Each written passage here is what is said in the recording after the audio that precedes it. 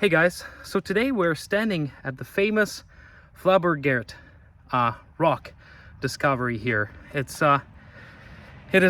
been known as the Sun Altar. This was a place where ancient Scandinavians in the time of Bronze Age would offer their sacrifices. And it is fantastic. It's original carvings. They've been overpainted recently with red paint so you can see them a little bit better. But we can walk up to them close and see what was it like. And I'll show you here what supposedly the sacrifice gathering looked like. So here you are. As you can see, this is what a ritual would sort of look like. You would have music and people proceeding with weapons and shields and offering their sacrifices to the god of the sun. So this is sort of the sketch of what it might have looked like, and it all happened right there, and I'm gonna show it to you right in a second. Let's go check it out. All right guys, here we are. We are at the place where ancient Scandinavians have worshipped the god of sun, the sun god, the highest deity. It's located here in this little street, sort of again off the beaten path. But look at this. You get to this mountainous region, and here on the rocks, look what we can find. Look how cool is this. Wow. So these carvings were discovered in 19th century. Now, obviously none of them had paint on them when they were discovered. It was just traces left on the rock. And since then, humans have repainted them with red paint, just so you can easily see it. But basically what you're looking at here, as you can see the boat, that would represent the journey of the sun as it made it every day from daylight to nightfall. So the ancient Scandinavians in the Bronze Age believed that the sun would travel in this boat during nighttime and would rise again next morning. So right here you see in the boat little figure. So that right there is the god of sun, the highest deity of them all. People would pray to the sun for fertile harvest and fertility in their children and themselves. And right here, as you can see, there's these little dots, and some of them are sort of on this horizontal plane, and what they suppose this is where sacrifices would be placed. So such sacrifices could be of blood, of some grain, or perhaps some drinks like meat or beer, or whatever people were sacrificing at the time. That would be perhaps placed right here in these carved out places. But other theories is that these dots represent the fertility, the sex of the female, and so it sort of represents the higher power, the male part of the divinity raining down. So the rain would fall down and give its holy semen to the sex god of the earth.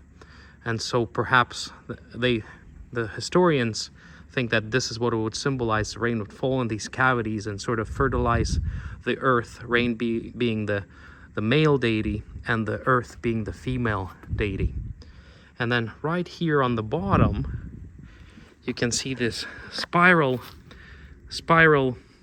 ornaments, and this would represent the sun again. So supposedly people would draw these to sort of harness the energy from the sun and then in return that energy would help them in their daily lives and protect them. So how cool is this? So where are we standing on this little cliff, there's, as you can see, it's a very smooth surface.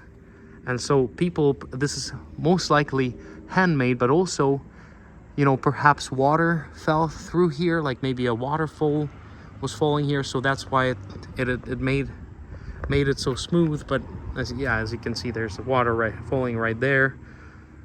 So I'm sure there was an ancient waterfall here, so maybe this was behind the waterfall. But what they hypothesized is that it is here where the sacrifices were offered to the god of the sun. And you know, once you stand here, something that you might not notice is right here, you actually have the imprints of, footprints.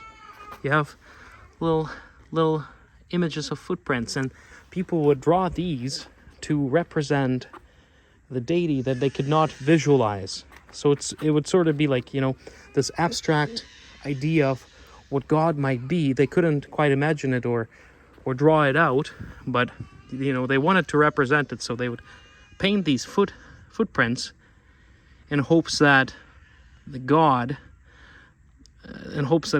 would visit this place and perhaps stand here, and you know, that was their way of inviting the magical deities to visit this holy for them place.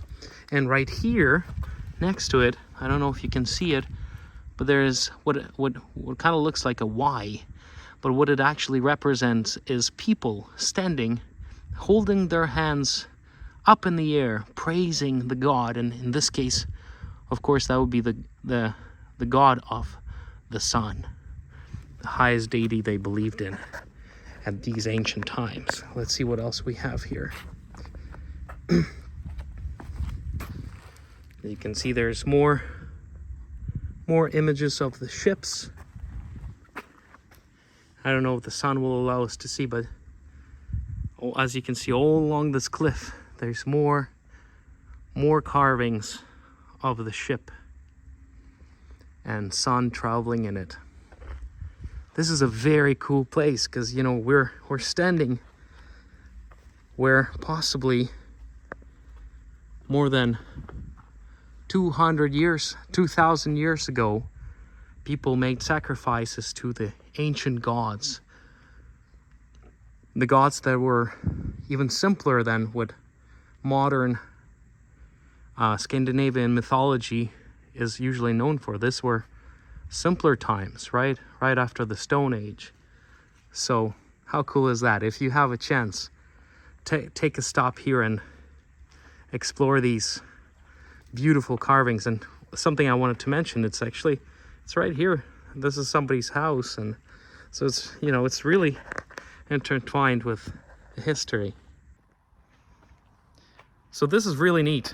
I'm really glad we I was just at the oil and gas show, and somebody told me that if I have the time, I should definitely take a stop and check these things out. And I am so happy that I did, because this is such a cool example of history. We saw some of these paintings in the archaeology museum in Stavanger, and now we see them in real life in the place where they were intended to be placed. And as you can see, there's somebody's house right behind me. So Norway's history is never too far from Norway's present life. So you can find these treasures everywhere you go when you travel Norway. As you can see on the bottom here, there's more hole-looking carvings, and who knows, perhaps this is where perhaps a wooden statue of a god would be placed, right at the backdrop of the mountainous hill right here. But no doubt you had people from all over the area come here and perform sacrifices right here. How cool is that? Yeah, this cliff is amazing. Look at this. It's just full of these carvings. As you look around, look at that. There's another ship right here, and I believe if you walk this way. Look at that. Oh, wow, there's more. Look at that. Let's climb up. Okay, there's definitely an image of a sun, right? So a risen sun. And perhaps here is an image of a sun traveling, doing its night's journey. So perhaps, you know, there would be some kind of ritual signifying this would be the night part, and then this would be the day part, and who knows. There's other things that we can see here. Like, for example, here it looks like a cage of sort, but from what I understand, historians still don't know exactly what it represents. So that remains to be a mystery till this day, this symbol right here. But let's just take a quick hike up. Let's see if we can find anything else cool. Come up here. Yeah, I'm coming. Come up here. Okay, I'm coming. How do you just go up here? I just came up here, yeah. Okay. Oh man, this is quite steep. All right. Oh. Okay. All right. What'd you find, Brady? Something cool? Beautiful view. Oh, beautiful view. Fjord. Huh. The sunset. Oh, based. Okay.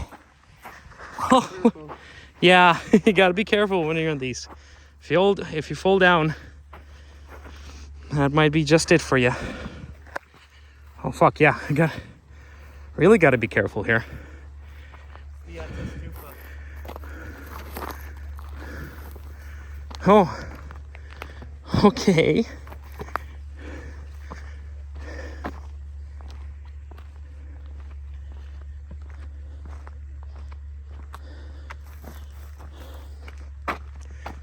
Okay. Okay. All right, guys, and I have a friend here, Brady, who knows a little interesting history about some of the rituals. Now, these rituals probably didn't happen here, but since we're standing on this high mountain here, I think it would be relevant because it would be the ritual that would happen in other parts where there would be high cliffs. So, Brady, tell us a little bit about it. So in some Norse culture, well, this is somewhat more of a myth and a legend.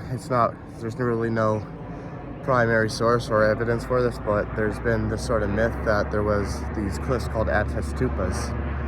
And basically what would happen in ancient Scandinavian culture and society is that when there was, they would push their old people off cliffs as a means of religious ritual or sacrifice. And I guess that was also a way of getting rid of old people, because they probably, if times were pretty bad, I imagine, this is just my theory, but if times were pretty bad, I think that they would have wanted to get rid of the old people so that they would have had more resources, and there may have been some sort of religious significance behind that as well. But that's just a myth, and I don't think there's really any, like I said, primary evidence or primary source for it. A lot of what we know from Viking culture and ancient Scandinavian society comes from a Christian writer 200 years after the Viking Age ended. His name was Snorri Sturluson. I think I'm pronouncing his name right, but he wrote some of the sagas. And yeah, I mean, you have to remember that these pagan societies were illiterate, which meant that, I mean, they had their runic systems of writing, but you know, they didn't really record anything on paper until they Christianized. And that, in Norway, that only really happened until 1030, when King Olaf, or Saint Olaf, brought Christianity with him to Norway. Based. Christian Viking. Based. Well, thanks, Brady. I mean, so again, I don't know if anybody was thrown off this cliff right here, but, you know, this place was a place of sacrifice, so who knows? But, you know, one can wonder. But anyways, a cool story to leave you with as we're walking down the hill here near Stavanger, where we found these beautiful carvings that tell us so much about Bronze Age Norwegian history of religion. Okay, guys, so as you're walking down this hill, if you made it up all the way up here, like I said, please be careful, because there's no railings, and the rock is pretty steep. Pretty narrow. Oh, look at this, we just found this. I'm not sure this is ancient, but, you know, looks kind of interesting. Anyway, okay, I'll talk to you later.